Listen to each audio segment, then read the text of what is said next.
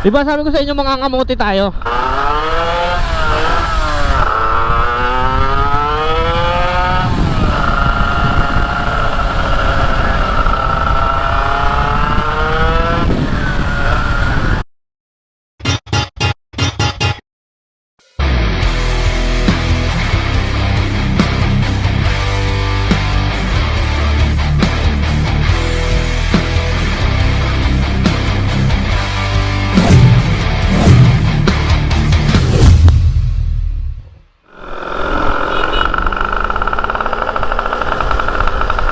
Ayos rin. Anyway, so what is the mga ka-hardcore? We are back and konting rides muna tayo dito kay NS250R. And matagal ko kasi hindi ito nagagamit eh. Medyo pandar-pandar rin muna natin kasi baka magka-arthritis na. Baka magka-arthritis.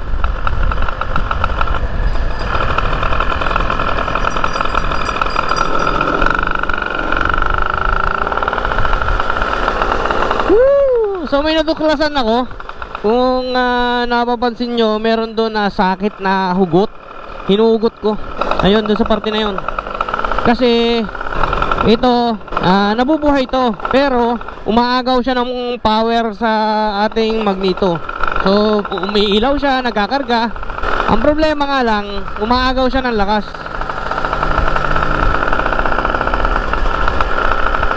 Birahan kaya kita.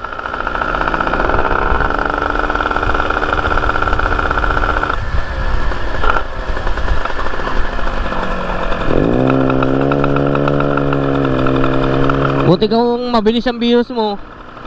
Kung hindi na 160 ang views mo, nako, tigil-tigilan mo ang kautaw.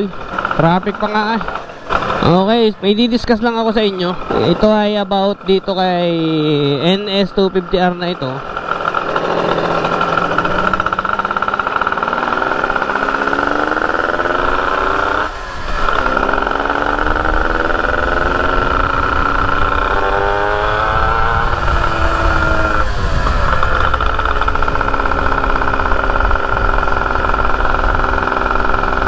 May sunog!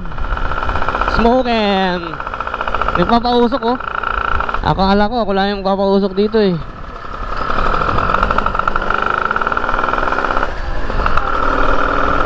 Kaya makapwis to.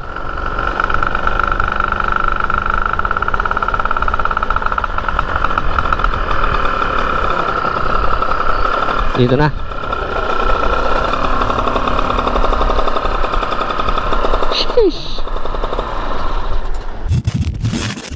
So, itong makinang ito ang makina ni Stalker dati. Bago pa siya, magkameron ng makina na 370cc. Yan. So, ang makina na ito ay pumalo ng 320cc before.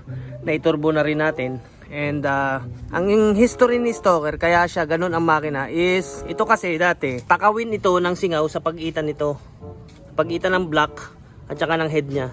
Kasi yung head niya, ang cams niya ay 8.7 ang lift at 8.4 naman ang kanyang exhaust.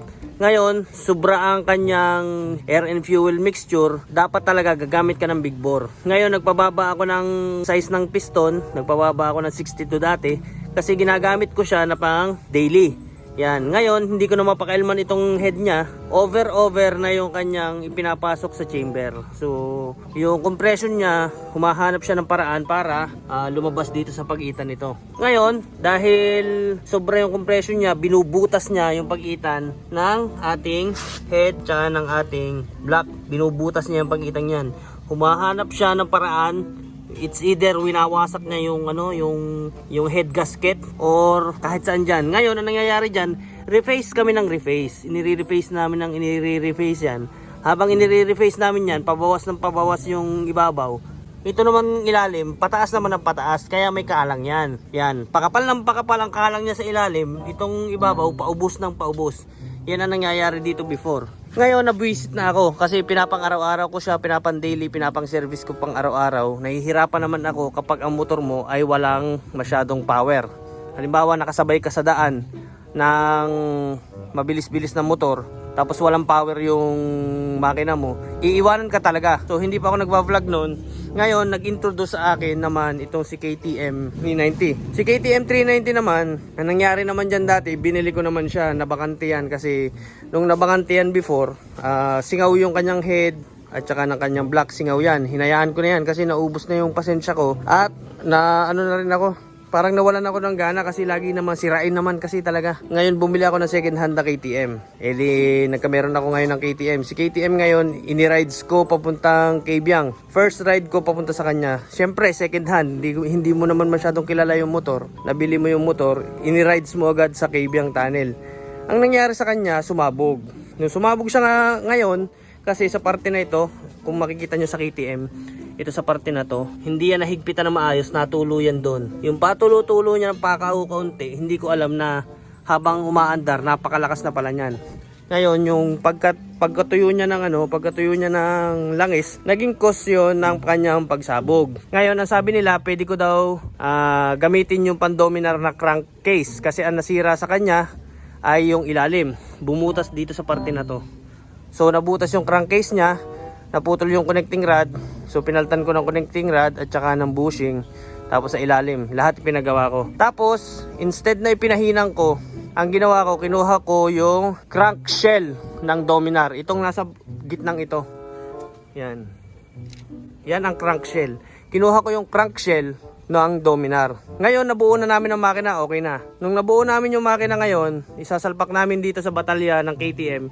Hindi siya pumasok kasi hindi na align yung kanyang mounting ng makina kasi ang ginamit natin pan Dominar. So naka-offset lang siya ng mga 2mm. Pero yung 2mm na yan kasi kapag yan ay malaki masyadong yung papakalman, uuga na yan, magtatagilid na yan ngayon. Ngayon, yung makina na yon, yung makina na nabuo, instead na dun ko mismo ilagay sa chassis na yan, nilagay ko sa chassis ng pang Raider. So ngayon, nabuo si Stalker 370cc FI. Yan. Doon ako na mayagpag noon. Yun yung history niya. So, nung ito naman makina to, nabakante naman niya, nasira. Halos i-parts out ko na yan. Halos lahat, karamihan. Wala na. Halos iniwan ko na lahat yung makinang yan. Neglected na. In short and simple language, neglected na yung makinang yan before. So hinayaan ko lang siya doon na nangangalawang. And ito, yung kanyang chassis naman dito is nangailangan naman siya ng panibagong makina. Ngayon, kung ilalagay ko naman yung makinang yon, di ganon at ganon pa rin ang magiging sira niya. Sisingaw at sisingaw pa rin yon. So hinanapan ko ito ng panibago. May nakita ako sa Caloocan. So halos ibigay na nila sa akin yung buong motor. Ivinag ko pa siya ng from the start, yung pagkakuha ko sa motor at saka kung paano ko i-align yan dito sa ating chassis. So nagawa naman natin ang paraan. And ayan, yan yung kinalabasan niya. So isang motard. Isang motard na kasi pangarap ko talaga magka-motard eh. Iba talaga pag may motard ka kasi ang motard, all-terrain kasi yung motard. Pwede mong isagasa, pwedeng pang off-road, pwede mong ipang banking, pwede mong ipang racing. Lahat na yan. Pag motard, nandun na lahat. Dala na lahat ng motard. At ayun, nabuo ko ito. At saka syempre si Stalker 370cc. So may isa pa, yung version 2 natin. Ayun lang, so sa mga nagsasabi na ang makina ni Stalker dati ay Dominar, bali hindi po. Lagi kong inuulit, ang Dominar lang sa kanya ay yung kanyang crankshell. The rest, pang KTM, pang gilid niya, pang Barako, Magneto, side, pang Rusi. Sinabi ko lang na pang Dominar kasi ang base mismo ng engine, pag sinabing crankshell, pinaka-engine na yon. Engine cover, engine holder, yun na yun, ang crankshell. Yung crankshell, yun na mismo yung engine. So, pang Dominar yun. Kaya, nag-viral kay Reed. Nag-viral kay Reed dati, kay Reed Motovlog. Nag-viral sa kanya na ang makina ko ay pang Dominar. Guys, meron tayo dito Suzuki Raider. Pero hindi siya 150 guys. Ang engine niya is Dominar 400, siya nga pala yung may-ari. Dominar 400. So, Raider 400cc na to. 400cc. Well, anyway, at least, di ba?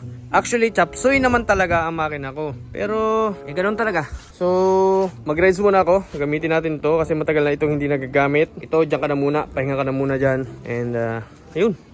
Let's go. Okay. Sheesh! Hindi ko alam kung napapakinggan tayo. Ang gamit natin ay NS250R May sunog pa yata, oh. And gagamitin natin itong motor na ito pangangamote.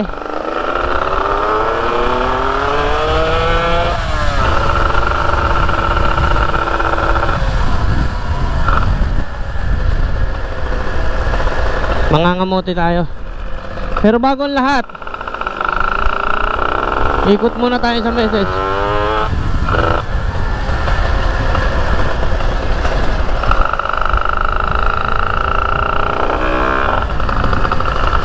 May napansin ako eh. Diba? Sabi ko na eh, may sunog eh.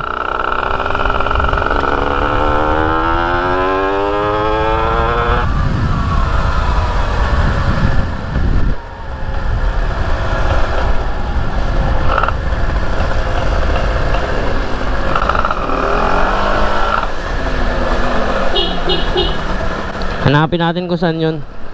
Yun oh. Layo pala.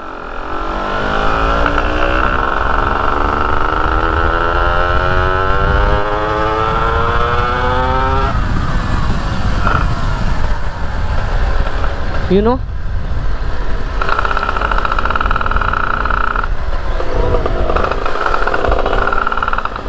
What a view. Ang ganda ng sunset dito. Ayan o. May sunog. Saan kaya yun?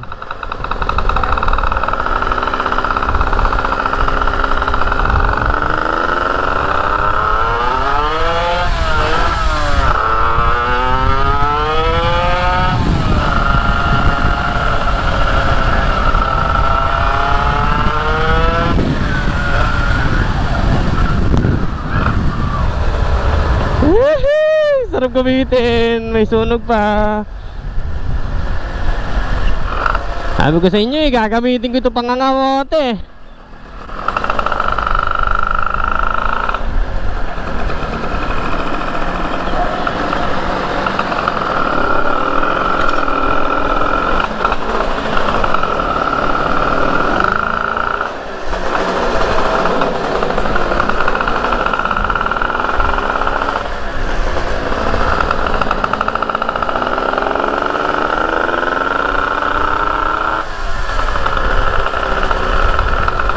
Ngayon lang ako nakadaan dito ah.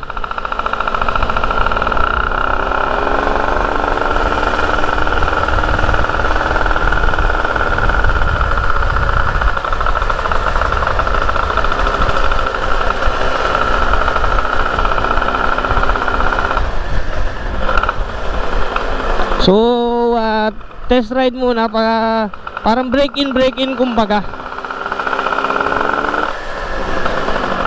Break in bago natin ilagay sa maliit na batalya. So ilalagay natin yan sa batalya ng pantra. Para mga ganito, pan-tricycle. Ayun oh. Yan, parang ganito. Magkakaputi naman ng batang yun eh. Kumikinang eh. Wala pala tayong side mirror na rin. Paano kung makikita ang mga nasa likod?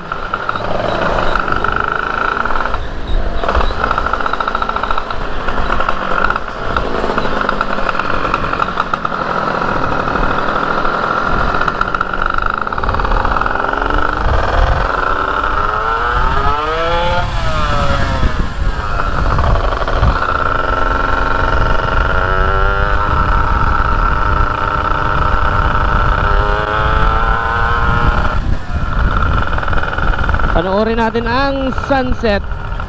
Ang hirap naman pag itong dala natin.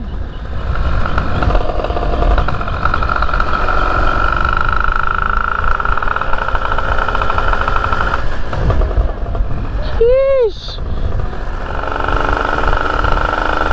Diba sabi ko sa inyo mangangamote tayo? Ito ang gagamitin natin pangangamote. Pwede naman diba? Kasi ang sabi ng iba, kung kamote ka, mostly mga underbones. Pero yung ganitong kalalaki, hindi daw pwede. So sige, challenge yun. Yun lang pala eh. Mangangamote lang pala eh.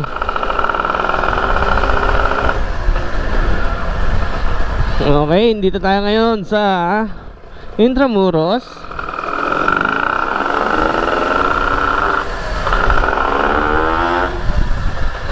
Sarap.